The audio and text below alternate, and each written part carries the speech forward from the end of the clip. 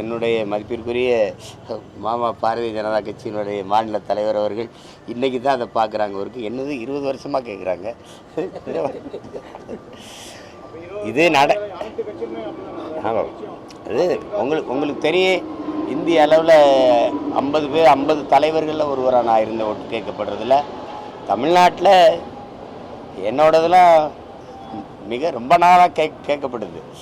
அதில் இப்போ தானே வந்திருக்காங்க அவங்க இதை நல்லா என் தம்பி அண்ணன் நீங்கள் பேசுகிறத பதிவு பண்ணிட்டு விட்டேன். உன்னோட எங்கடா பேசுகிறேன், பதிவு பண்ணுற அதிகாரியோட தான்டா பேசுகிறதெல்லாம் நான் சொன்னது இல்லை. அது பதிவு பண்ணுவாங்க. ஆனால் அது ஒரு அநாகரியமானதான். இந்த நாட்டில் தனி மனித சுதந்திரம் என்ற ஒன்று இல்லை. அது எது ஒன்றையும் பதிவு பண்ணுவாங்க.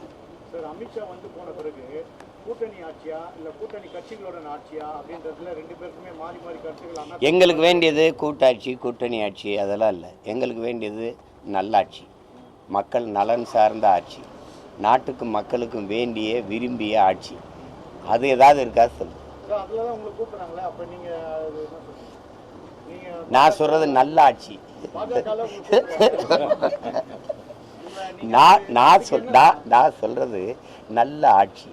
இது ரொம்ப ஒரு கேள்வியை ஒரு பரீட்சையில் ஒரு தேர்வில் கேட்டு விட்டுறணும். அதுக்கு பதில் எழுதியாச்சுன்னா ஒவ்வொரு தேர்வுலையும் கேட்டுக்கிட்டு இருந்தால் அது எரிச்சல் ஆயிடுது. என்ன